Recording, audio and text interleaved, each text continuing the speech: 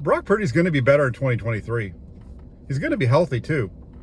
You know, the 7th round pick injured his UCL in the NFC Championship game, so that leaves some things in doubt. But here's the deal: if Purdy didn't get injured in that game against the Eagles, there's no doubt who the 49ers quarterback is going into the season. Brock Purdy would have been the starter, no matter what. Kyle Shanahan talked about that a little bit. So did John Lynch. The only reason that there is a discussion about the quarterback position is because of that injury. Now, let's talk first about the recovery. I think he's going to be back. I think he's going to be back around August 10th to 14th, in that time frame right there. There's not a lot of data to go off of when it comes to NFL quarterbacks and UCL injuries, specifically internal brace procedures like what Purdy underwent. Former 49ers quarterback Nick Mullins is the only known case that I'm aware of. Mullins underwent that following an injury against the Dallas Cowboys back in 2020, and he was cleared to return after 5 months. A 5-month recovery period for Brock Purdy would put him back right around the 28th of July. So give him an extra couple of weeks. I'm going to say around the 10th to the 14th of August, we'll see Brock Purdy back on the practice field in Santa Clara. Now, in terms of how he's going to improve, I've heard a lot in terms of Brock Purdy being already at the ceiling of his potential. I've heard about him being similar to Jimmy Garoppolo, and that the 49ers would be making the same mistake that they made with Garoppolo following the 2017 season if they were to just anoint Purdy. And I believe both are wrong. Purdy's arm isn't necessarily going to get stronger. Well, it actually could. According to what the doctors have stated with the recovery from the UCL surgery, it's actually likely that Brock Purdy is going to come back with an arm that's slightly stronger because he's going to have to focus so much on rebuilding the strength in that right arm. So there's a possibility that his arm could come back even stronger. But beyond that, arm strength is such a small part of what makes quarterbacks in the NFL great. Great quarterbacks are made because they are able to throw with anticipation. They're able to win from the pocket. They're able to hit the receivers consistently, part of that being accurate as well. And Brock Purdy showcased all of those in 2022. And I think he's going to get better at it. You watch Purdy play, and there are some times in his rookie season where he's not on time. He's off the mark a little bit. He talked about recently during an interview about the need to be better with his timing, be better with his footwork.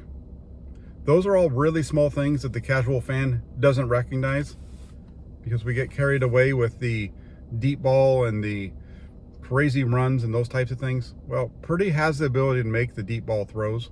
He's not going to throw the ball like Josh Allen. He's not going to throw the ball like Patrick Mahomes, but he can make the deep throws. He showed that last year. Heck, he threw more deep balls in his first 2 weeks replacing Jimmy Garoppolo than Garoppolo had done in the previous year. So it's definitely there for him. And if he gets his footwork down, he gets his timing down, he gets into a better rhythm with his receivers, things could even improve.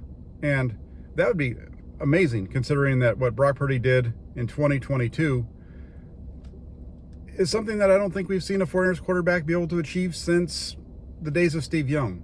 Being able to go out and lead an offense to over 30 yards a game over the course of a 9-game stretch, if you include the Miami game.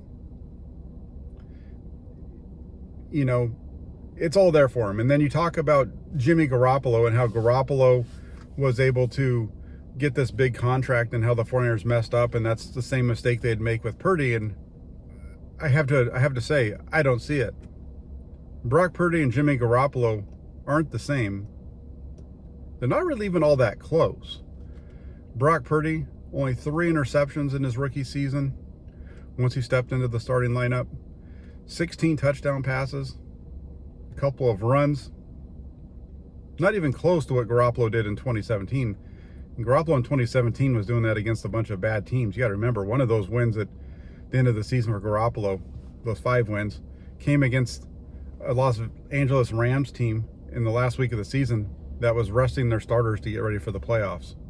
So he's basically playing against the backups.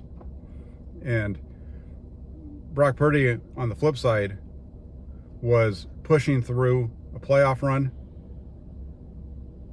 ended up playing 2 playoff games, 2 big wins against Seattle at home, against Dallas at home, beating Seattle up in Seattle to clinch the NFC West.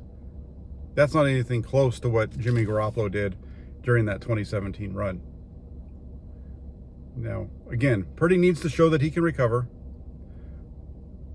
I believe he will. I think he's going to come back stronger. Everything about him shows that he is a leader.